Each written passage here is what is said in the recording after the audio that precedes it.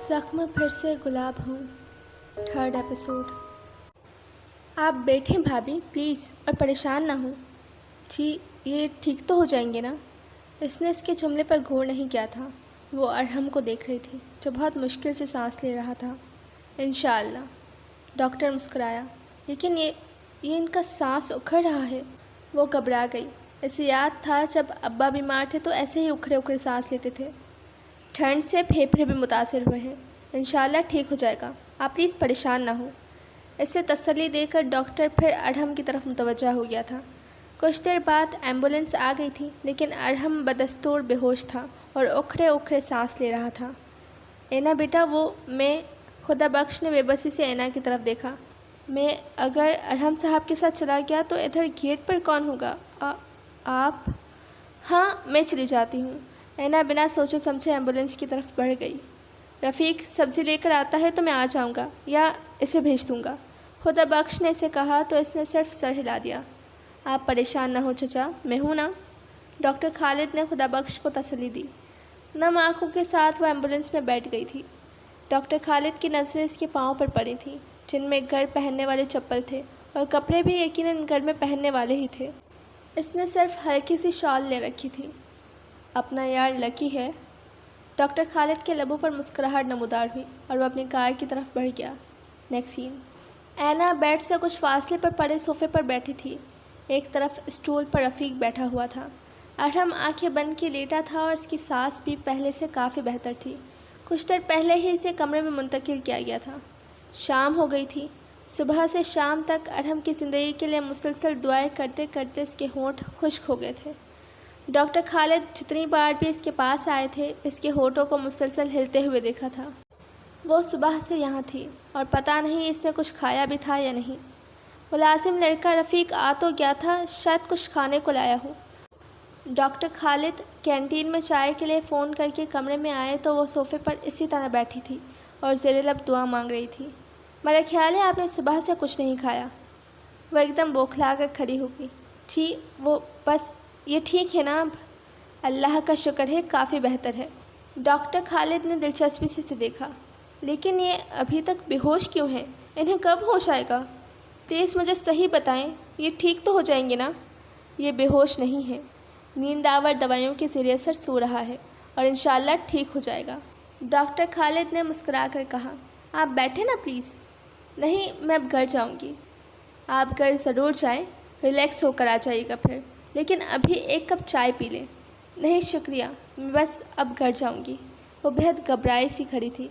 सुबह से अब तक इसे बेगम राहत का ख्याल नहीं आया था, लेकिन अब वो डर रही थी। फूफो आने वाली होंगी। कभी कभार वो लेट भी हो जाती थी, लेकिन ज़्यादातर वो मगरिब से पहले लौट आती थी और मगरिब होने ही वाली थी। फूफो ज़रूर इसे डांटेंगी। कितनी सख्ती से उन्होंने मना किया था अरहम से बात करने को, और वो सुबह से अब तक अरहम के साथ थी, यहाँ हॉस्पिटल में, और इसने पप्पो को बताया भी नहीं था। इसने खौफज़दा नज़रों से रफ़ीक की तरफ देखा। रफ़ीक, मुझे घर छोड़ाओ। रफ़ीक खड़ा हो गया। आप बेफिक्र होकर जाएं। इस गधे ने आपको बताया नहीं कि ये मेरा यारगार है। ये सारा हवास में आ जाए तो इसकी खबर तो मैं लेता हूँ। ना आने की इत्तला दी और ना। इसने डॉक्टर खालिद की पूरी बात ध्यान से सुनी ही नहीं और रफ़ीक के साथ बाहर आ गई। इस वक्त वो सिर्फ राहत बेगम के मुतालिक सोच रही थी कि वो इससे खफा होंगी। क्या पता हमीदा ने बता दिया हो इन्हें। उन्होंने फ़ोन तो ज़रूर किया होगा। इनकी आदत थी वो ऑफ़िस से 1-2 बार फ़ोन ज़रूर करती थी। फिर अगर हमीदा ने इन्हें बता दिया था तो इन्हें हॉस्पिटल में आना चाहिए था अरहम भाई को देखने के लिए। वो सोचों में इतनी गुम थी कि पता ही नहीं चला कि रक्षा घर के दरवाजे के पास रुक गया था और रफ़ीक इसे उतरने को कह रहा था। वो चौंक कर उतरी। तुम्हारे पास पैसे तो है ना? जी, खुदा बख्श चचा ने दिए थे। रफ़ीक जेब से पैसे निकाल रहा था। वो छोटा गेट खोलकर अंदर आ गई। खुदा बख्श अकरम से बात कर रहा था। तो पप्पो आ गई? इसने दूसरी गाड़ी भी देख ली थी। खुदा बख्श और अकरम दोनों ही तेज़ी से इसकी तरफ बढ़े थे। अरहम साहब कैसे हैं अब? दोनों के लबों से एक साथ निकला था। अभी कुछ ठीक नहीं है। इनकी बात का जवाब देकर वो तेज़ी से अंदर की तरफ बढ़ी थी। छोटी लड़की शाजिया ने दरवाज़ा खोला था। लॉन्च में टीवी चल रहा था और हमीदा नीचे फ़र्श पर बैठी टीवी देख रही थी। शाजिया भी इसके पास बैठ गई और टीवी की तरफ मुतवज्जा हो गई। हमीदा इसकी तरफ मुड़कर देख रही थी। वो गिरने के ऐसे अंदाज में सोफ़े पर बैठ गई। फूफो कहाँ हैं? क्या आराम कर रही हैं? اس نے بے چینی سے پوچھا۔ جی وہ بیگم صاحبہ تو نہیں آئیں، لیکن گاڑی تو باہر کھڑی ہے اور ڈرائیور اکرم بھی چچا سے باتیں کر رہا تھا۔ اس نے حیرانی سے پوچھا۔ ہاں جی وہ تو اسلام آباد چلی گئی ہیں، فون آیا تھا ان کا، ضروری کام سے اسلام آباد جانا پڑ گیا ہے۔ انہوں نے ڈرائیور بھیج کر اپنے کپڑے منگوائے تھے، اکرم تو بس ابھی انہیں ایئرپورٹ چھوڑ کر آیا ہے۔ انہوں نے میرا نہیں پوچھا؟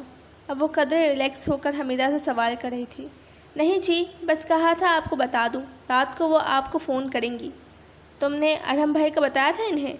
نہیں جی، میں بس بتانے ہی والی تھی لیکن انہوں نے فون بند کر دیا۔ اچھا، وہ مطمئن سے ہو کر کھڑی ہو گئی۔ میں بات لینے جا رہی ہوں، تم اچھی سی چائے دم کرو۔ ایک دم اسے احساس ہوا کہ اسے بھوک لگ رہی ہے۔ صبح بھی اس نے ناشتہ نہیں کیا تھا، صرف جوس کا ایک گلاس پیا تھا۔ سنو، میں کھانا بھی کھاؤں گی، حمیدہ کو بتا کر وہ بات لینے چلی گئی تھی۔ کھانا کھا کر اس نے گاؤں فون کیا تھا، فون اماں نے ہی اٹھایا تھا۔ وہ خوش ہو گئی۔ مامی کہاں ہے اور باقی سب؟ تمہاری مامی کے بھانجے کی شادی ہے، وہ سب تو کل سے گئے ہوئے ہیں، کل واپس آئیں گے۔ ناصر بھائی آج صبح گئے ہیں، تو آپ مجھے فون کر لیتی، ہم دیر تک بات کرتے۔ فون کو تو تالا لگا گئی ہیں وہ، بس سن سکتی ہوں۔ شکر ہے اس بار الماری میں بند نہیں کیا۔ اس نے دیر تک اماں سے بات کی اور ارحم سے متعلق بھی بتایا۔ ارحم کا خیال رکھنا بیٹا، وہ بہت اچھا بچہ ہے۔ تمہاری پپو جب تک نہیں آتی تمہیں ہی دھیان رکھنا ہوگا، خود یخنی وغیرہ بنوا کر ہاسپٹل بھجوانا۔ جی، اور وہ اماں کو بتا نہ سکی کہ پپو تو ارحم کے متعلق بالکل بھی اچھی رائے نہیں رکھتی۔ اسے وہ سب باتیں یاد آئیں جو پپو نے بتائی تھیں، اور کل شام ہی تو جب وہ ان کے ساتھ شاپنگ کر کے واپس آئی تھی، اس نے ارحم کو بینچ پر بیٹھے کچھ پیتے دیکھا تھا۔ اس کے ہاتھ میں گلاس تھا اور اس میں جو بھی مشروب تھا، بیگم راحت نے اس کی طرف دیکھتے ہوئے کہا تھا، فراز گھر میں نہیں ہے تو اب باہر لان میں بیٹھ کر پینے لگا ہے، حالانکہ پہلے کمرے میں پیتا تھا۔ اور وہ جو سمجھ رہی تھی کہ وہ کوئی جوس پی رہا ہے، اس نے چونک کر بیگم راحت کی طرف دیکھا تھا۔ اور شاید رات کو نشے میں وہاں ہی سو گئے ہوں گے ارحم بھائی، اور انہیں ٹھنڈ لگ گئی ہوگی، اس نے سوچا۔ لیکن اس نے اپنے دل میں ارحم کے لیے نفرت کے بجائے ہمدردی محسوس کی۔ اگر پھپھو نے محبت اور پیار سے انہیں سمجھایا ہوتا تو شاید وہ ڈرنک کرنا چھوڑ دیتے، اور شاید انہوں نے چاندنی سے شادی نہ ہو سکنے کی غم میں شراب پینی شروع کر دی ہوگی، ورنہ ارحم بھائی ہرگز ایسے نہ تھے۔ وہ تو بہت اچھے تھے، انہوں نے تو کبھی سگریٹ تک نہیں پی تھی، ایک بار سحر نے اسے بتایا تھا۔ اور کیا تھا اگر پھپھو اور انکل فراز ان کی شادی چاندنی سے کر دیتے؟ قریب ہونا کوئی جرم تو نہیں ہے نا؟ پھپھو کہہ رہی تھی وہ کسی گھٹیا خاندان سے تعلق رکھتی تھی۔ کیا کسی گھٹیا خاندان میں کوئی اچھا بندہ پیدا نہیں ہو سکتا؟ بیگم صاحبہ کا فون ہے جی، شازیہ نے کارڈ لیس اسے پکڑاتے ہوئے کہا تو چونک کر اسے فون پکڑ لیا۔ اماں کو فون کرنے کے بعد ابھی تک وہ لانچ میں ہی بیٹھی تھی۔ جی پھپھو، کیسی ہو میری جان؟ ٹھیک ہوں، آپ؟ سوری گڑیا، انہوں نے اس کی بات کاٹی۔ اچانک آنا پڑ گیا، بہت ضروری کام ہے، ہو سکتا ہے مجھے ایک دن سے زیادہ رہنا پڑ جائے۔ گھبرانا نہیں، شازیہ کو اندر ہی سلا لینا، اپنے کمرے میں یا لانچ میں، کمرے لاک کر کے چابی اپنے کمرے میں ہی رکھنا۔ پھپھو وہ بتانا چاہتی تھی ارحم کے متعلق، لیکن انہوں نے پھر اس کی بات کاٹ دی۔ تم بچی نہیں ہو اب، ڈرنے والی کوئی بات نہیں ہے، سب پرانے ملازم ہیں، بھروسے اور اعتماد والے۔ جی اوکے جانو، میرا ویٹ ہو رہا ہے۔ انہوں نے فون بند کر دیا اور وہ ارحم کے متعلق بتا ہی نہ سکی۔ فون بند کر کے وہ اٹھی۔ رفیق چلا گیا کیا؟ اس نے حمیدہ سے پوچھا جو برتن دھو رہی تھی۔ پتہ نہیں جی، کہہ رہا تھا کھانا کھا کر جاؤں گا۔ 8 تو بج گئے ہیں، تم اسے کھانا دے دو، وہاں بیچارے ارحم بھائی اکیلے ہوں گے، ڈاکٹر خالد نے بھی تو گھر جانا ہوگا۔ حمیدہ کو ہدایت دے کر وہ باہر آئی تو خدا بخش نے اسے بتایا کہ اس نے اکرم کو بھیج دیا ہے، رفیق جائے گا تو وہ آ جائے گا۔ بڑے صاحب کو پتہ چلا تو وہ ناراض ہوں گے کہ لاوارثوں کی طرح اکیلا ہے ہاسپٹل میں، اور وہ بہت مطمئن سی ہو کر واپس آ گئی تھی۔ صبح رفیق آیا تو اس نے بتایا کہ رات بھر ان کی طبیعت کافی خراب رہی، چیسٹ میں بہت درد تھا اور سانس بھی بار بار اکھڑ جاتا تھا، بخار بھی بہت تیز تھا، لیکن اب کچھ بہتر ہیں، سو رہے ہیں۔ اچھا، اور ڈاکٹر خالد؟ اس نے پوچھا۔ وہ رات 12 بجے کے بعد ہی گھر گئے تھے، لیکن وہ ڈیوٹی والے ڈاکٹرز کو ہدایت کر گئے تھے۔ ڈاکٹر خالد آئے ہیں تو میں گھر آیا ہوں۔ ٹھیک ہے، تم ناشتہ کر کے سو جاؤ، اور اکرم کو کہو کہ وہ ارحم بھائی کے لیے ناشتہ اور سوپ وغیرہ لے کر چلا جائے۔ نہیں جی، ڈاکٹر خالد نے منع کیا ہے کچھ لانے کو، وہ گھر سے ان کا ناشتہ لے آئے تھے اور سوپ وغیرہ بھی لائے ہیں جی۔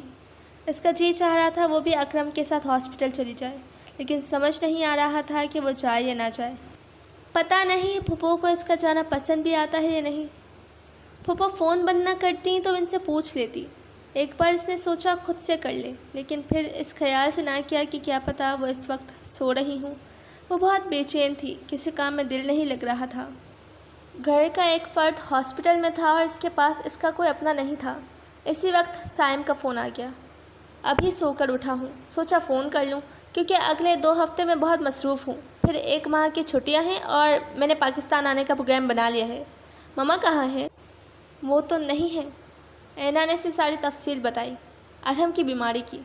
او مائی گاڈ، ارحم بھائی بیمار ہیں؟ وہ تو بیماری میں بڑے چڑچڑے ہو جاتے ہیں۔ مجھے یاد ہے میرے بچپن میں انہیں ذرا سا بخار بھی ہوتا تھا تو کسی کو اپنے روم سے اٹھنے نہیں دیتے تھے۔ ڈیڈی تو ان کے روم میں ہی رہتے تھے جب تک وہ ٹھیک نہیں ہو جاتے تھے۔ یونیورسٹی میں پڑھتے تھے تب بھی ان کی خواہش ہوتی تھی کہ میں، ڈیڈی، مما سب ان کے پاس ہی رہیں۔ ماما بہت چڑھتی تھی ان کی اس عادت سے۔ تم ان کا بہت خیال رکھنا۔ سالوں بعد تو وہ گھر آتے ہیں اور یہاں بھی بیماری میں اکیلے ہیں ہاسپٹل میں۔ تو کیا میں جاؤں ہاسپٹل؟ اس نے دھڑکتے دل سے پوچھا۔ ہاں، مہربانی ہوگی تمہاری، وسیع بے تکلفی سے بول رہا تھا۔ ماما ہوتی یہاں تو وہ انہیں ہاسپٹل میں اکیلا نہ چھوڑتی، اور ڈیڈی تو خیر ارحم بھائی کے لیے ہمیشہ سے ہی بہت کانشیس ہیں۔ پتہ نہیں وہ خشکمان تھا یا واقعی پھپھو ان کا ایسے ہی خیال رکھتی۔ جبکہ پھپھو نے ارحم کے حوالے سے جو مختصر گفتگو کی تھی، اس سے تو اندازہ ہوتا تھا کہ انہیں ارحم کا کوئی خیال نہیں ہے۔ ٹھیک ہے، میں چلی جاؤں گی۔ اس نے کچھ دیر سوچا اور پھر ہاسپٹل جانے کے لیے تیار ہو گئی۔ ٹھیک ہے، پھپھو نے کچھ کہا تو میں کہہ دوں گی، سائم نے کہا تھا جانے کو۔ اس نے اندرونی گیٹ کھول کر خدا بخش کو آواز دی۔ خدا بخش چچا، آپ کے پاس اکرم بھائی کا نمبر ہے؟ ہاں جی ہے۔ تو چچا پھر انہیں فون کریں کہ وہ آ جائیں اور مجھے ہاسپٹل لے جائیں، اور اگر ارحم بھائی جاگے ہوئے ہوں تو پوچھ لیں گھر سے کچھ لانا تو نہیں ہے۔ ٹھیک ہے جی، کر دیتا ہوں۔ کچھ ہی دیر بعد اکرم آ گیا تھا۔ اس نے بتایا کہ ارحم کا ٹیمپریچر کم نہیں ہو رہا، کافی دیر پہلے ہی انہیں ایمرجنسی میں لے گئے ہیں، ابھی کمرے میں لے آئے تھے۔ ڈاکٹر خالد ان کے پاس ہی ہیں۔ ٹھیک ہے، آپ مجھے ہاسپٹل چھوڑ کر آ جائیں، پھر شام کو لینے آ جائیے گا۔ اس نے گاڑی کی چابی اکرم کو دی۔ شام کو میں آ جاؤں گا اکرم کے ساتھ اور رات وہاں ہی رہوں گا۔ ادھر گھر میں اکرم ہوگا نا؟ خدا بخش نے کہا تو اس نے سر ہلا دیا۔ اس نے محسوس کیا تھا سب ملازم ارحم کا بہت احترام کرتے تھے اور اس سے محبت کرتے تھے۔ ڈاکٹر خالد ارحم کے قریب کرسی بچھائے بیٹھا تھا اور اس کی فائل دیکھ رہا تھا جب اینا دستک دے کر اندر آئی۔ ڈاکٹر خالد نے مڑ کر اسے دیکھا اور احتراماً کھڑا ہو گیا۔ اینا نے سلام کر کے ارحم کا حال پوچھا۔ پہلے سے کافی بہتر ہیں، لیکن ابھی بالکل ٹھیک ہونے میں وقت لگے گا۔ کتنا وقت؟ اینا نے بیڈ کے قریب آ کر جھک کر دیکھا۔ ارحم کا چہرہ اسے زرد زرد سے لگا۔ شاید 1 ہفتہ، لیکن ہاسپٹل سے 2 دن تک فارغ کر دیں گے انشاءاللہ۔ ابھی سو رہے ہیں کیا؟ زبردستی سلایا ہے میڈیسن دے کر، ورنہ بہت واویلا مچا رہا تھا۔ ڈاکٹر خالد مسکرایا۔ میں نے بتایا تو تھا رفیق کو میرا آج آف ہے، میں سارا دن اسی کے پاس رہوں گا، آپ بے فکر رہیں۔ وہ بس میں اینا کو سمجھ نہیں آ رہا تھا کہ وہ کیا کہے۔ آپ کو چین نہیں آ رہا ہوگا۔ ڈاکٹر خالد کی مسکراہٹ گہری ہو گئی۔ خیر آپ بیٹھیں، میں چلتا ہوں۔ ڈاکٹر غزنوی ڈیوٹی پر ہیں، ان سے میں کہہ جاتا ہوں، وہ پتہ کرتے رہیں گے، اور اگر کوئی مسئلہ ہو تو غزنوی کو کہے گا مجھے فون کر لیں گے۔ جی شکریہ، وہ اتنا ہی کہہ سکی تھی۔ ڈاکٹر خالد چلا گیا تو وہ ڈاکٹر خالد والی کرسی پر بیٹھ گئی۔ شام تک 2-3 بار ڈاکٹر غزنوی نے چکر لگایا۔ نرسیں بھی آتی جاتی رہیں، کوئی بی پی چیک کرتی، کوئی انجیکشن اور دوا آ کر دیتی۔ وہ خاموشی سے ایک طرف بیٹھی رہی۔ ارحم 2-3 بار اٹھ کر بیٹھا۔ اس نے ایک طرف بیٹھی اینا کو دیکھا بھی لیکن کہا کچھ نہیں، اور پھر خاموشی سے کروٹ بدل کر لیٹ گیا۔ ڈاکٹر غزنوی نے اس کے لیے چائے بھجوا دی تھی۔ غالباً ڈاکٹر خالد نے کہا تھا، 7 سینڈوچ تھے۔ اس نے چائے بنائی اور کچھ دیر یوں ہی بیٹھی رہی۔ ارحم اس کی طرف سے کروٹ کیے لیٹا تھا۔ کچھ دیر پہلے ہی نرس انجیکشن لگا کے گئی تھی۔ ارحم بھائی، وہ اٹھ کر اس کے بیڈ کے قریب آئی۔ چائے پئیں گے آپ؟ ارحم نے کوئی جواب نہیں دیا تو اس نے پائنتی کی طرف سے ذرا چہرہ آگے کر کے دیکھا۔ اس کی آنکھیں بند تھیں، غالباً سو گیا تھا۔ کچھ دیر بعد ہی خدا بخش آ گیا تھا۔ وہ حمیدہ سے سوپ بنوا کر لایا تھا۔ تھرموس میں چائے بھی تھی اور ساتھ میں ڈبل روٹی بھی۔ ارحم بیٹا، سامان کی باسکٹ ایک طرف رکھ کر وہ تیزی سے اس کے بیڈ کے قریب آیا تھا اور اس کی پیشانی پر ہاتھ رکھا۔ ارحم نے کروٹ لی اور اٹھ کر بیٹھ گیا۔ ارے ارے بیٹا، لیٹے رہو، تمہارا جسم تو ابھی بھی دہک رہا ہے، لگتا ہے بخار نہیں اترا۔ ارحم نے خدا بخش کی بات کا جواب نہیں دیا تھا۔ وہ اینا کی طرف دیکھ رہا تھا جو ہاتھ میں چائے کا کپ لیے اس کی طرف ہی دیکھ رہی تھی۔ چچا، آپ نے ان کو کیوں تکلیف دی؟ نہیں ارحم بھائی، میں تو خود آئی ہوں۔ آپ کی اتنی طبیعت خراب تھی، اب آپ کیسے ہیں؟ بنا پیے اس نے چائے کا کپ ٹیبل پر رکھ دیا تھا۔ چچا پلیز آپ انہیں گھر چھوڑائیں۔ وہ بہت سنجیدہ تھا اور اس نے اینا کی بات کا جواب نہیں دیا تھا۔ اینا کا رنگ ایک دم سرخ ہوا تھا اور وہ دروازے کی طرف بڑھی۔ اکرم آیا ہے میرے ساتھ، وہ بی بی کو لے کر ہی جائے گا، خدا بخش نے بتایا تو اسے دروازہ کھولتے کھولتے سنا۔ چچا آپ انہیں پارکنگ تک چھوڑ کر آئیں، یہ کہاں اکرم کو ڈھونڈتی رہیں گی؟ جی۔ خدا بخش اس کے پیچھے ہی باہر آیا۔ رات میں ادھر ہی رہوں گا ارحم صاحب کے پاس۔ اینا بی بی آپ پریشان مت ہوئیے گا، اکرم اور رفیق گھر پر ہوں گے۔ اس نے بنا کچھ کہے سر ہلا دیا اور گاڑی کا دروازہ کھول کر بیٹھ گئی۔ اس کی آنکھیں نم ہو رہی تھیں اور وہ پلکیں جھپک جھپک کر آنسو روکنے کی کوشش کر رہی تھی۔ کیا تھا اگر ارحم بھائی میری بات کا جواب دے دیتے؟ یقیناً وہ پھپھو سے ناراض ہیں، لیکن میں نے تو ان کا کچھ نہیں بگاڑا اور میں کل سے اب تک خواہ پریشان ہو رہی تھی۔ ٹھیک ہے، اب رہیں اکیلے ہاسپٹل میں ملازموں کے ساتھ، میں بھی نہیں جاؤں گی اب۔ رفیق نے گیٹ کھولا تھا اور وہ گاڑی سے اترتے ہی تیزی سے برآمدے کی سیڑھیاں چڑھنے لگی۔ شازیہ نے اندرونی گیٹ کھول دیا تو وہ تیزی سے اندر داخل ہوئی اور حمیدہ کی بات سنی انسنی کرتے ہوئے تیزی سے اپنے کمرے میں چلی گئی۔ حمیدہ اس کے پیچھے ہی آئی تھی۔ وہ ارحم صاحب کی طبیعت کیسی ہے؟ ٹھیک ہے، اس نے روکھائی سے کہا۔ پلیز میرے لیے چائے کمرے میں ہی بھجوا دو، سر میں سخت درد ہو رہا ہے۔ بیڈ پر بیٹھتے ہوئے اس نے حمیدہ کی طرف دیکھا۔ وہ جی بڑے صاحب کا فون آیا تھا، وہ ارحم صاحب کا پوچھ رہے تھے۔ میں نے بتا دیا آپ بہت خیال رکھ رہی ہیں ان کا اور ہاسپٹل بھی گئی ہوئی ہیں۔ بہت شکریہ ادا کر رہے تھے آپ کا۔ بتانے کی کیا ضرورت تھی؟ وہ سیدھی ہوئی۔ پھپھو نہیں تھی تو مجھے ہی خیال رکھنا تھا۔ انہیں کہاں پرواہ ہے ارحم صاحب کی؟ اسے حمیدہ کا لہجہ عجیب سا لگا تھا اور اس کا تبصرہ بھی برا لگا تھا، لیکن وہ خاموش رہی۔ آپ بہت اچھی ہیں جی، اور بہت نرم دل کی بھی۔ حمیدہ نے اس کی ناگواری محسوس کر لی تھی۔ حمیدہ پلیز، میرے سر میں بہت درد ہے، چائے بھجوا دو۔ اور ہاں، پھپھو کا فون آیا تھا؟ نہیں جی۔ حمیدہ چلی گئی تو اس نے دونوں پاؤں بیڈ پر رکھے اور بیڈ کراؤن سے ٹیک لگا کر آنکھیں موند لی۔ نیکسٹ سین۔ رات وہ جلدی سو گئی تھی، پھر بھی صبح اس کی آنکھ دیر سے کھلی تھی۔ فجر قضا ہو گئی تھی۔ قضا نماز پڑھ کر وہ باہر نکلی تو شازیہ اور حمیدہ لاؤنج میں بیٹھی ٹی وی دیکھ رہی تھیں۔ بیگم راحت کی موجودگی میں وہ اس طرح لاؤنج میں بیٹھ کر ٹی وی دیکھنے کی جرات نہیں کر سکتی تھیں۔ اسے دیکھ کر وہ دونوں ہی ایک دم کھڑی ہو گئی تھیں۔ فارغ بیٹھنے کے بجائے ڈسٹنگ کر لیتی، کتنی دھول پڑ رہی ہے ہر چیز پر، پھپھو آئیں گی تو ڈانٹیں گی۔ شازیہ سر ہلا کر چلی گئی۔ وہ صوفے پر بیٹھ گئی اور اخبار اٹھا لیا۔ ایک اور بور دن کا آغاز ہو گیا تھا۔ سارا دن وہ ٹی وی دیکھتی یا میگزین پڑھتی رہی تھی۔ رفیق سے اسے پتہ چل گیا تھا کہ خدا بخش آ گیا ہے اور اکرم ہاسپٹل چلا گیا ہے، لیکن وہ اٹھ کر باہر نہیں گئی اور نہ ہی خدا بخش چچا سے جا کر ارحم کی طبیعت کا حال چال پوچھا۔ رات کو جب وہ بیڈ پر لیٹی تو تب بھی اس پر قنوطیت اور بیزاری طاری تھی۔ اگلی صبح جب وہ اٹھی تو ارحم کو مارجن دے چکی تھی۔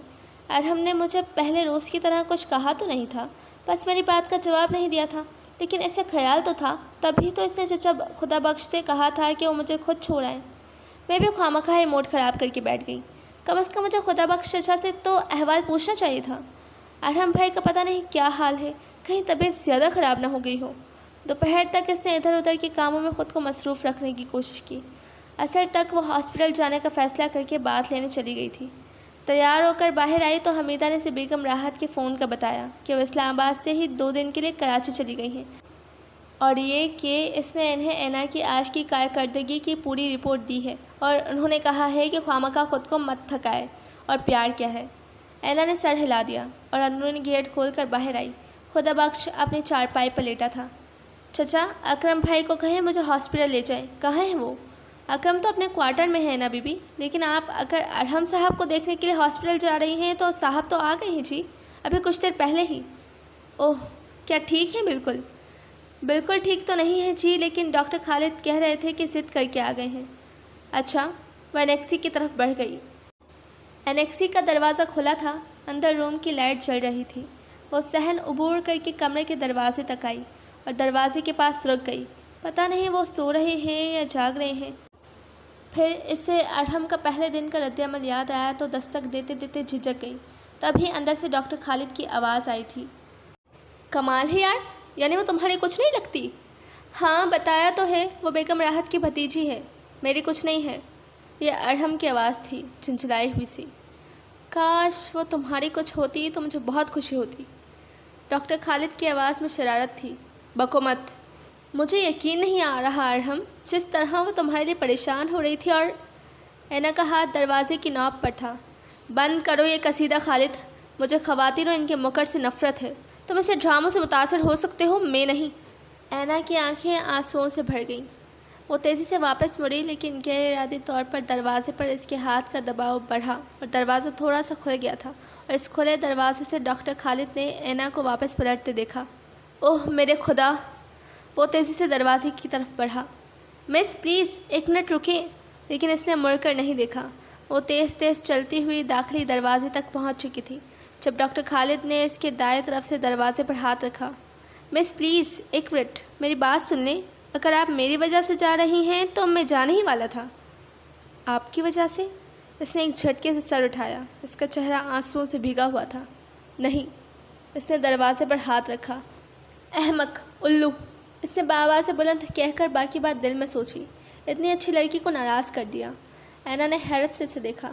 وہ، میرا مطلب ہے وہ ارحم ایک دم الو ہے، وہ سٹپٹایا۔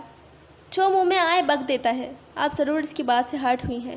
دراصل اس نے جو کہا اس کا وہ مطلب ہرگز نہیں تھا۔ ٹھیک ہے، میں نے آپ کی بات کا یقین کر لیا۔ اب میں جاؤں؟ اوہ ہاں ہاں ٹھیک ہے، تھینک یو۔ وہ دروازے سے ہاتھ ہٹا کر واپس مڑا۔ چند قدم بڑھائے، پھر مڑ کر دیکھا وہ جا چکی تھی۔ ارحم بیٹھ گراؤنڈ سے ٹیک لگائے بیٹھا دروازے کی طرف ہی دیکھ رہا تھا جب ڈاکٹر خالد نے اندر قدم رکھا اور کرسی پر بیٹھتے ہوئے بڑے تعصب سے سر ہلایا۔ اتنی اچھی لڑکی کو ناراض کر دیا۔ کیا ضروری تھا کہ تم اپنے گولڈن خیالات کا اظہار اسی وقت کرتے؟ اب نہیں کرے گی وہ تمہاری خدمت۔ مجھے کچھ شوق نہیں ہے خدمتیں کروانے کا، وہ جھنجھلایا۔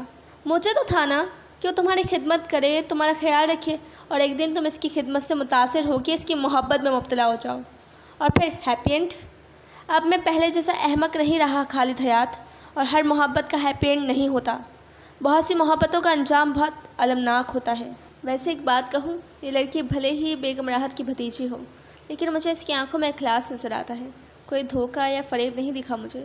وہ سنجیدہ ہو گیا۔ بہت رو رہی تھی وہ۔ تمہارے الفاظ نے ہرٹ کیا ہے اسے۔ ہو سکے تو سوری کر لینا۔ تم نے سوری کر لیا نا، کافی ہے۔ اوکے، میں چلتا ہوں اب۔ ڈاکٹر خالد کھڑا ہو گیا۔ کل چکر لگاؤں گا۔ دوائی یاد سے ٹائم پر لے لینا۔ اگر طبیعت زیادہ خراب ہو تو فون کر لینا۔ اب اگر گہرو جیسا سلوک کیا نا تو گردن توڑ دوں گا آ کر تمہاری۔ ارحم کے لبوں پر مدھم سے مسکراہٹ نمودار ہوئی۔ تمہیں کیا پتہ ڈاکٹر خالد حیات، اپنایت اور اپنوں نے کتنا زخم کیا ہے مجھے۔ ڈاکٹر خالد کے جانے کے بعد اس نے سوچا اور آنکھیں موند لیں، اور ہمیشہ کی طرح بند آنکھوں کے سامنے چھم کر کے وہ آ گئی۔ میں تمہیں بھول کیوں نہیں چاہتا چاندنی؟ یہ کیسی محبت ہے میری جو تمہاری بے وفائی کے باوجود دل سے نہیں نکلتی؟ اس نے ہونٹ سختی سے بھینچ لیے اور بند آنکھوں کے پیچھے آنسو مچلنے لگے، لیکن ہمیشہ کی طرح اس نے ان آنسوؤں کو بہنے نہ دیا اور برفاف کر کے اپنے اندر اتار لیا۔ کچھ دیر بعد جب اس نے آنکھیں کھولی تو اس کی آنکھیں بالکل خشک تھیں، تپتے صحراؤں کی طرح جہاں برسوں سے پانی کی بوند تک نہ گری ہو۔ زندگی ماما کے بعد بہت خاموش اور چپ چپ گزرنے لگی تھی، لیکن ایک لگی بندھی روٹین لائف، گھر، کالج، یونیورسٹی، ڈیڈی سے 2-4 باتیں، اور پھر اپنا کمرہ، کتابیں، کمپیوٹر، اور بس اتنی ہی سی زندگی تھی اس کے لیے، محدود سی۔ پھر وہ آ گئی اس کی زندگی میں اور دنوں میں اسے اپنا اسیر کر لیا۔ وہ صرف اس کے دل پر ہی نہیں، ہر چیز پر ہی حکومت کرنے لگی۔ وہ کھل کر ہنستا، لاؤنج میں بیٹھ کر ڈیڈی سے گپ لگاتا، گھومنا، کالج اور یونیورسٹی کے ساتھیوں سے ملنا ملانا، لمبی ڈرائیو پر جانا، شاپنگ کرنا، سب نیا نیا لگتا، جیسے ماما کے بعد وہ ہنسنا بھول گیا تھا، بلکہ کسی بھی چیز پر خوش ہونا بھول گیا تھا۔ سب کچھ نارمل سے لگتا، لیکن اب ہر بات اسے خوش کرتی، وہ ہر شے انجوائے کرتا، سب بہت خوبصورت تھا۔ لیکن پھر سب کچھ ختم ہو گیا، جیسے وہ کوئی خواب دیکھ رہا تھا جو اچانک آنکھ کھلنے سے ختم ہو گیا۔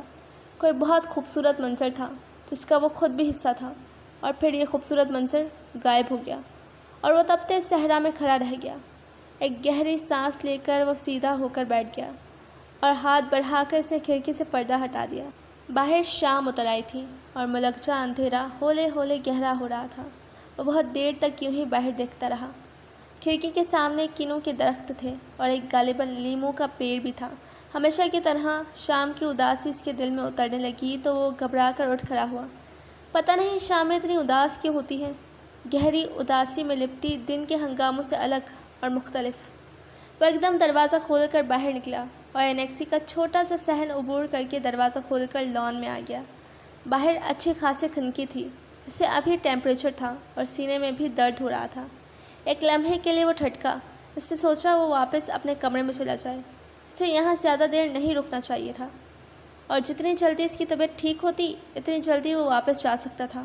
لیکن اس گہری ہوتی اداس شام میں کمرے میں خاموش بیٹھ کر ماضی کو یاد کرنا اور اس کو سوچنا بہت تکلیف دہ تھا۔ وہ ہولے ہولے چلتا ہوا لان چیئرز تک آیا اور بیٹھ گیا۔ خدا بخش گیٹ پر نہیں تھا، ورنہ سے سوچا تھا کہ وہ کچھ دیر خدا بخش سے باتیں کرے گا تو دل پر دھرا بوجھ کچھ کم ہوگا۔ وہ اپنے دھیان میں ادھر ادھر دیکھے بغیر بیٹھ گیا تھا اور اس نے ذرا فاصلے پر موجود سنگی بینچ پر بیٹھی اینا کو نہیں دیکھا تھا، جو جانے کب سے وہاں بیٹھی تھی اور اسے بیٹھتا دیکھ کر اٹھ کھڑی ہوئی تھی۔ شاید اس کے کپڑوں کی سرسراہٹ تھی یا ویسے ہی اسے وہاں کسی کے موجود ہونے کا احساس ہوا تھا کہ اسے سر اٹھا کر اس طرف دیکھا۔ گیٹ پر جلنے والی لیمپ کی روشنی اس کے چہرے پر پڑ رہی تھی۔ ایک لمحے کو اسے لگا جیسے اس کی پلکیں اب بھی بھیگی بھیگی ہوں۔ اس کے کانوں میں خالد کی آواز آئی، بہت رو رہی تھی وہ، تو کیا وہ اس وقت سے اب تک رو رہی ہے؟ اسے افسوس ہوا، وہ کسی کی آنکھ میں آنسو نہیں دیکھ سکتا تھا، چاہے وہ اجنبی ہی کیوں نہ ہو۔ وہ اندر سے اتنا ہی نرم دل تھا۔ اس نے پھر اسے دیکھنا چاہا، لیکن اس نے قدم بڑھا دیا تھا، اور اب اس کا چہرہ روشنی کی زرد میں نہیں تھا، لیکن اسے یقین تھا کہ اس کی پلکیں بھیگی ہوئی تھیں اور رخساروں پر بھی سرخی تھی، جسے اس نے رگڑ کر آنسو پہنچے ہوں۔ اینا، وہ بے اختیار کھڑا ہو کر 2 قدم بڑھا کر اس کے قریب آیا، جو اس کے بلانے پر رک گئی تھی۔ سوری اینا، میں نے کسی جملے سے آپ کو تکلیف ہوئی ہو تو میں معذرت خواہ ہوں۔ خاص طور پر میں نے آپ کے لیے وہ جملہ نہیں کہا تھا، ایک نارمل بات کی تھی۔ میں شاید ایسا ہی سمجھتا ہوں یا مجھے ایسا ہی باور کرایا گیا ہے۔ نارملی میرا یہ رویہ خواتین کے ساتھ کچھ درست اور باکیانہ ہو جاتا ہے، جسے میں خود بھی پسند نہیں کرتا، لیکن حالات نے مجھے ایسا ہی کر دیا ہے۔ لیکن ارحم بھائی، مجھے آپ کے رویے سے دکھ ہوا۔ میں نہیں جانتی آپ ایسے کیوں ہو گئے ہیں، آپ ایسے تو بالکل بھی نہیں تھے۔ کسی یاد نے اس کے دل میں چٹکی لی۔ وقت کے ساتھ ساتھ آدمی بدل جاتا ہے نا، میں بھی بدل گیا ہوں۔ مجھے پچھلا کچھ یاد نہیں کہ میں کیسا تھا، مجھے لگتا ہے میں ہمیشہ سے ایسا ہی تھا، منہ پھٹ اور بدتمیز، لیکن میں جان بوجھ کر کسی کو تکلیف نہیں دیتا۔ مجھے دوسروں کا خود سے زیادہ خیال رہتا ہے۔ آپ کو بھی انجانے میں تکلیف پہنچا بیٹھا، اس کے لیے سوری۔ ارحم بھائی پلیز، آپ اس طرح سوری مت کریں، وہ روحان سی ہو گئی۔ میں جانتی تو نہیں ہوں، لیکن مجھے لگتا ہے کہ آپ کے ساتھ کچھ اچھا نہیں ہوا۔ شاید پھپھو نے آپ کے ساتھ روایتی سوتیلی ماں کا سا برتاؤ کیا ہو، اس لیے آپ مجھے ان کے حوالے سے دیکھتے ہیں۔ سوتیلی ماں کا سا برتاؤ؟ ارحم نے تلخی سے سوچا۔ تم کیا جانو، تمہاری پھپھو نے میرا دل چیر کر میرے زخموں پر مرچ اور نمک چھڑک دیا، اور میں اذیت سے تڑپتا ہوں آج تک۔ اندر سے شاید حمیدہ نے پورش کی لائٹ جلائی تھی۔ دونوں نے ہی بیک وقت ایک دوسرے کی طرف دیکھا۔ اینا کی بھیگی پلکیں اور آنکھوں سے نیچے موجود سرخی اس کے رونے کی چگلی کھا رہی تھی۔ ارحم نے ایک گہری سانس لے کر اس اذیت کو برداشت کرنے کی کوشش کی جو یکایک ہی پورے وجود میں اتر آئی تھی، اور آہستگی سے کہا، آپ پلیز اب روئیے گا مت، آپ کے آنسو میرے جرم کی گواہی ہیں اور میں اس پر شرمندہ ہو چکا۔ وہ ایک دم مرا اور کرسی پر بیٹھ گیا۔ اینا وہاں ہی کھڑی چند لمحے سے دیکھتی رہی، پھر ہولے ہولے چلتی ہوئی اس کے قریب آئی اور آہستہ سے پکارا، ارحم بھائی، یہاں کافی ٹھنڈ ہے اور آپ بیمار ہیں، پلیز آپ اپنے کمرے میں چلے جائیں، آپ کی طبیعت کہیں پھر خراب نہ ہو جائے۔ چلا جاؤں گا، پلیز اینا آپ جائیں۔ وہ اسے پھر ہرٹ نہیں کرنا چاہتا تھا۔ اینا چند لمحے وہاں مزید کھڑی رہی۔ آپ ضرور جلدی چلے جائیے گا، یہ ٹھنڈک آپ کے لیے بہت نقصان دہ ہے۔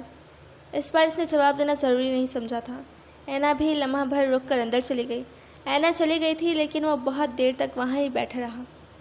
بڑی دیر بعد اسے احساس ہوا کہ اس کے سینے میں درد ہو رہا ہے، اور یہ درد لمحہ بلمحہ بڑھتا جا رہا ہے۔ وہ اٹھا اور لڑکھڑاتے ہوئے اپنے کمرے میں آ کر بیڈ پر گر گیا۔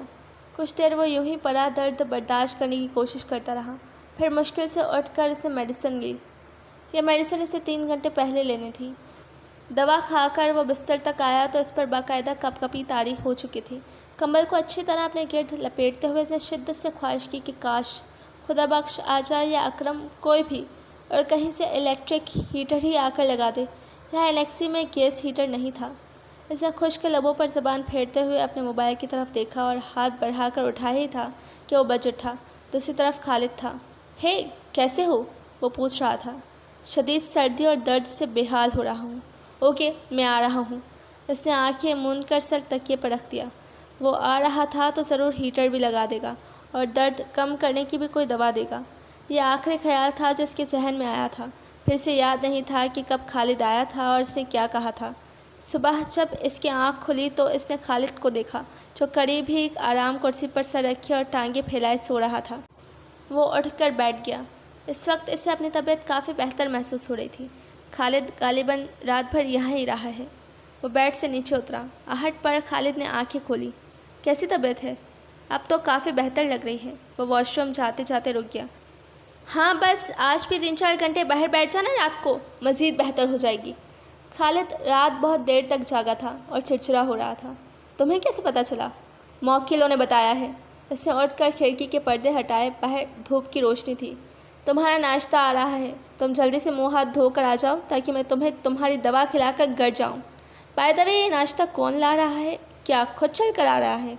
नहीं, वो तुम्हारी कज़न, मेरा मतलब है बेगम राहत की भतीजी ला रही हैं रफ़ीक के साथ। क्या मतलब? अब तेवरियाँ मत चढ़ाओ। रात 12 बजे तक वो यहाँ ही बैठकर तुम्हारे सर पर पट्टियाँ रखती रही है। मेरे आने के कुछ देर बाद ही रफ़ीक तुम्हारे लिए यखनी और डबल रोटी लाया था। इसने ही जाकर बताया तो वो आ गई। वो बगैर कुछ कहे मुड़ा।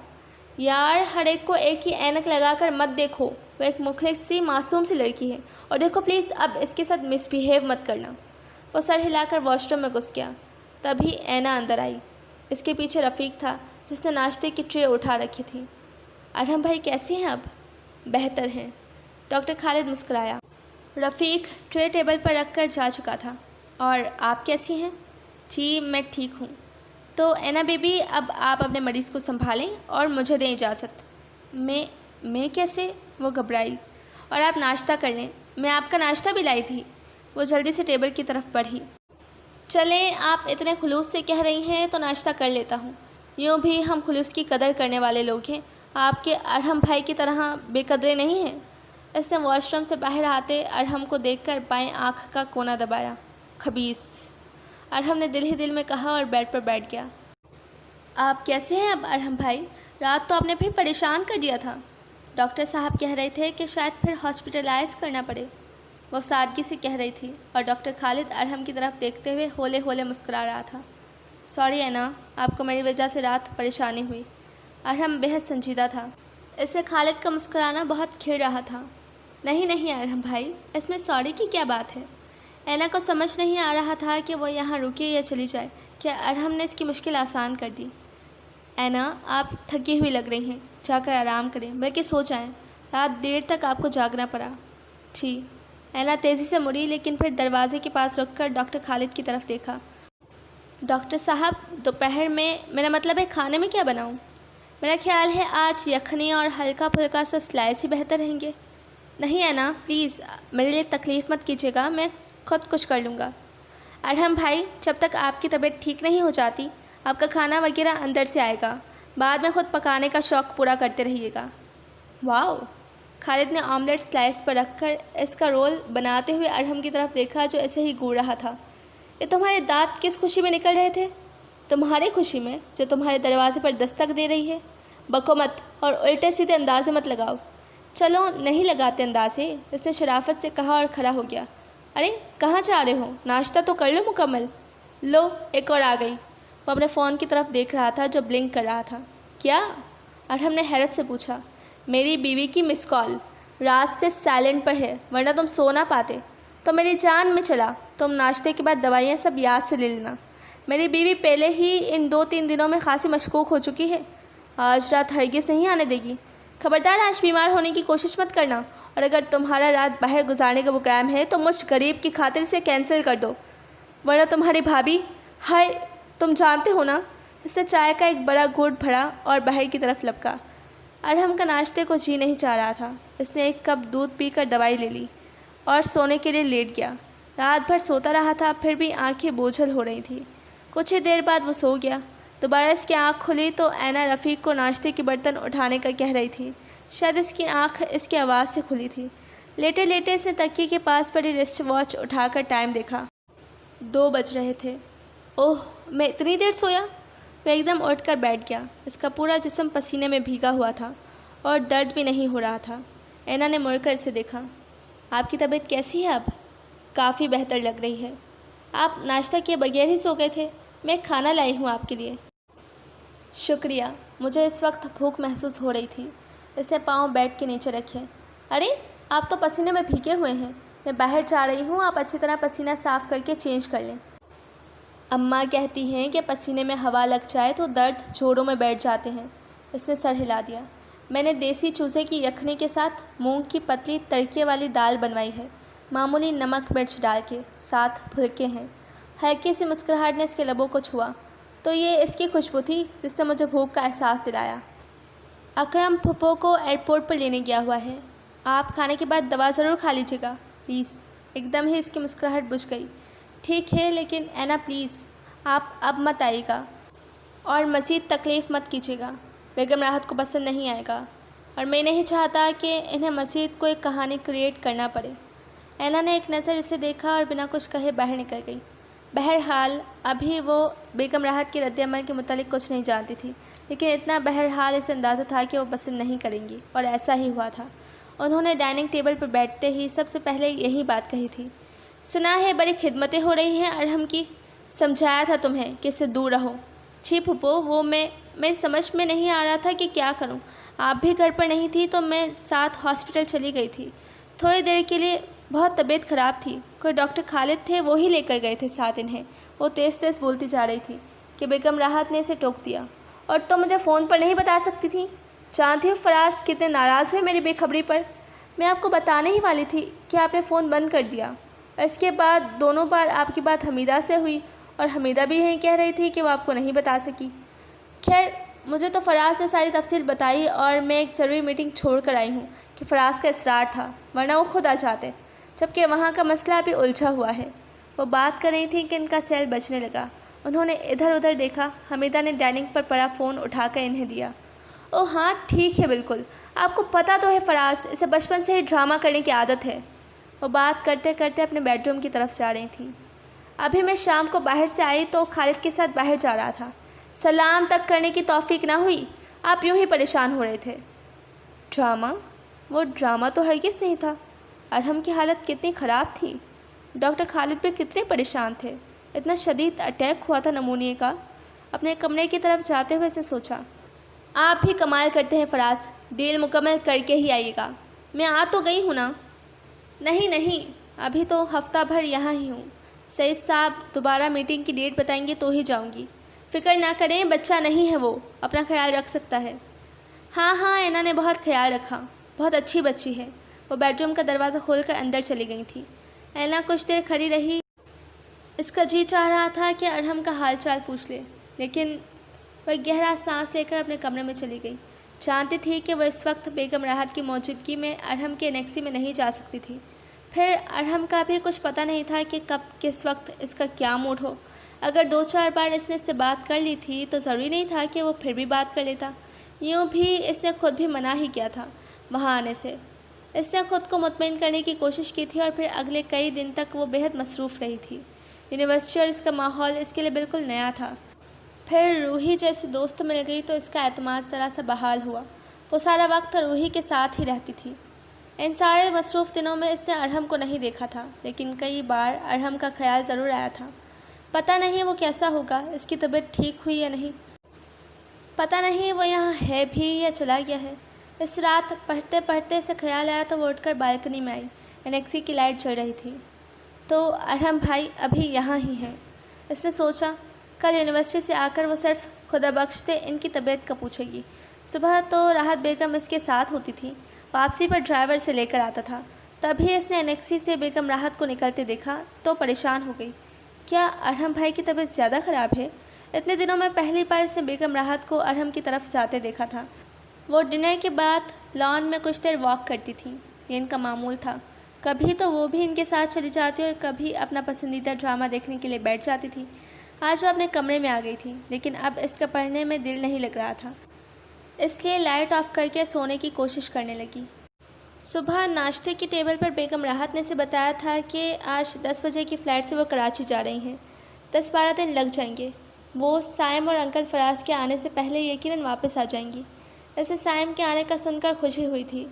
فون پر 2-3 بار اس کی بات سائم سے ہوئی تھی تو اس نے بہت بے تکلفی سے بات کی تھی، اور کیا پتہ وہ یہاں آئے تو ارحم بھائی بھی انیکسی سے اندر گھر میں آ جائے۔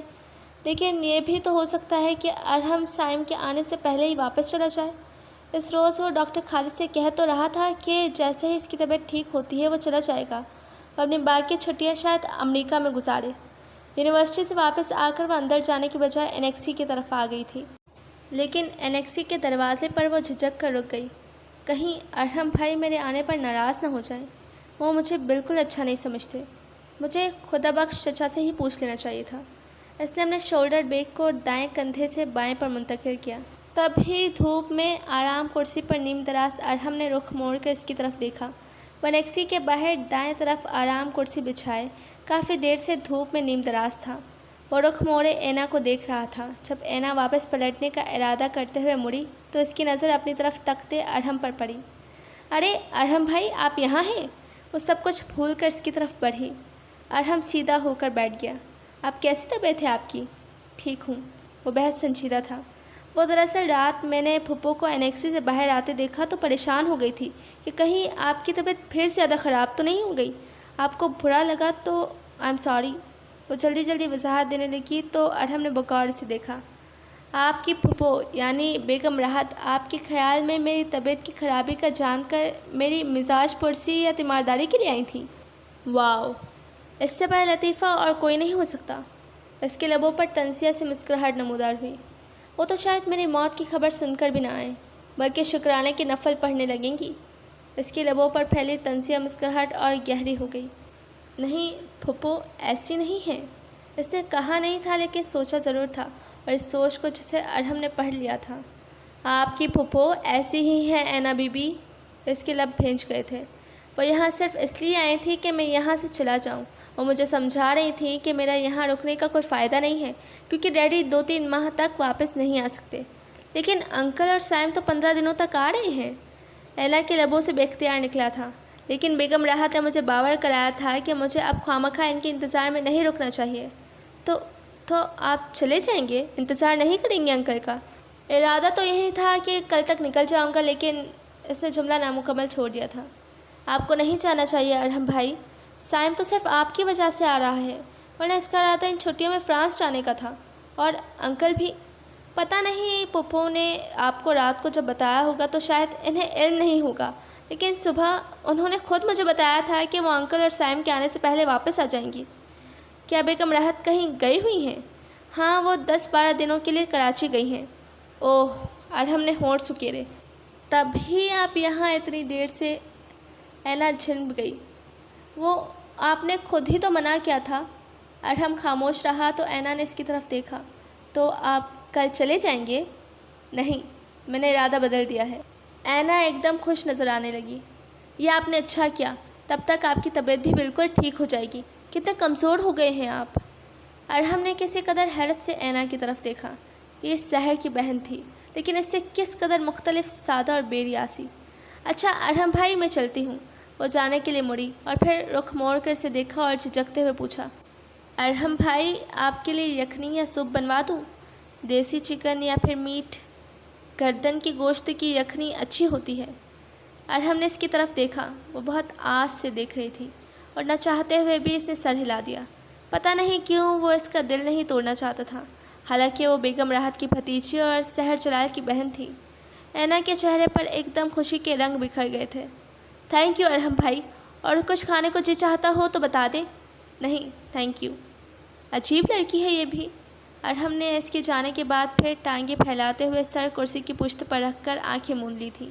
اسے یہاں نہیں رہنا تھا۔ وہ ڈیڈی سے ملے بغیر جانا چاہتا تھا، لیکن جس طرح بیگم راحت نے اسے فورس کیا تھا کہ وہ چلا جائے، اس نے اسے چرا دیا تھا، اور اس نے سوچا تھا کہ اب وہ یہاں ہی رہے گا، چاہے اسے 1 ماہ کی مزید چھٹی بھی لینی پڑے۔ ان کی چڑچڑاہٹ سے وہ محسوس ہوا تھا، میں اگر یہاں سے نہ جانا چاہوں تو کیا آپ مجھے یہاں سے دھکے دے کے نکال دیں گی؟ या आप फिर कोई ड्रामा करेंगी पहले की तरह। वो बैक ग्राउंड से टेक लगाए बड़े सुकून से इन्हें देख रहा था, जो न जाने कैसे खुद पर काबू पाए वहाँ खड़ी थी। इसने इन्हें बैठने के लिए नहीं कहा था और न ही इनके एहतराम में उठकर बैठा था। इससे अब इन सारी बातों से कोई फ़र्क नहीं पड़ता था। हाँ, वो इन्हें अंदर आते देखकर हैरान ज़रूर हुआ था। वो चुसपुस हुई थी। मुझे क्या ज़रूरत पड़ी है तुम्हें निकालने की? मैंने तो इसलिए पूछा था जाने का कि अगर तुम अपने डैडी का इंतज़ार कर रहे हो तो फराज हुसैन काम में फंस गए हैं, 3-4 माह से पहले नहीं आ सकते, सो तुम्हारा चंद दिन मज़ीद रुकना बेकार है। हाँ, अगर 3-4 माह तक रह सकते हो तो। थैंक यू बेगम राहत, इत्तला देने का शुक्रिया। और मुझे अपना वक्त ज़ाया करने का कुछ शौक़ नहीं है। अपनी बात मुकम्मल करके जब इसने निगाह उठाकर बेगम राहत की तरफ देखा तो इनके चेहरे पर फैलने वाली बेसाख्ता खुशी इससे छुपी ना रह सकी थी और इसके अंदर कुछ शोला सा भड़का था। हरगिज़ नहीं, दिल ने कहा था, तुम बेगम राहत की ख्वाहिश पूरी ना करो और यहाँ ही रहो डैडी के आने तक। बेगम राहत मुतमईन सी चली गई थी और इसने उठकर पैक किए हुए कपड़े अटैची से निकाल कर फिर वार्डरोब में लटका दिए थे। कभी कभी यूं ही इसका दिमाग ख़राब हो जाता था और अब ना सिर्फ ये कि अपना जाने का प्रोग्राम मुलतवी कर दिया था, बल्कि बेगम राहत की भतीजी की दावत भी कबूल कर ली थी और सोच लिया था कि जितने दिन वो यहाँ है खाना अंदर से ही मंगवाएगा और बेगम राहत को जब पता चलेगा तो खूब तिल मिलाएंगी। और क्या इस घर पर मेरा हक़ नहीं है? लेकिन ये हक़ मैंने खुद ही छोड़ दिया था। जब डैडी की बीमारी पर वो आया था तो इसने खुद ही अपने लिए एनेक्सी मुंतखब की थी। डैडी नाराज़ भी हुए थे और इन्हें इसका एनेक्सी में रहना अच्छा नहीं लगा था, लेकिन वो इस औरत का सामना नहीं करना चाहता था जिसे इसने माँ का ही दर्जा दिया था, लेकिन जब माँ नहीं थी। तुम्हारा कमरा ऐसे ही है जैसा तुम छोड़ के गए थे, अरहम तुम अपने कमरे में क्यों नहीं रहते? डैडी प्लीज़, मैं आ गया हूँ आपके लिए, क्या ये काफ़ी नहीं है? मैं होटल में नहीं ठहरा। ऐसा मत करो अरहम, ये घर तुम्हारा है, इस पर सिर्फ तुम्हारा हक़ है क्योंकि ये तुम्हारी माँ के नाम है। मैंने अपने सब हुकूक छोड़ दिए थे डैडी। इस रात जब आपने कहा था कि आपका सिर्फ एक बेटा है, इस रात में आपका बेटा नहीं रहा था। मैं उस रात के लिए प्लीज़ डैडी, आपने कहा था कि आप माजी की कोई बात नहीं करेंगे। उस रोज़ ही डैडी हॉस्पिटल से घर आए थे और वैसे बहुत कमज़ोर लगे थे और इसने इनसे वादा किया था कि वो अब इनसे रब्ता रखेगा और आता रहेगा सिर्फ उनके लिए, वरना उनके कारोबार, दौलत और जायदाद से कोई वास्ता नहीं। वो बेगम राहत और साइम को मुबारक हो। वह एकदम खड़ा हो गया और तेज़ तेज़ चलता हुआ एनेक्सी के दरवाजे को धकेलता अंदर चला गया।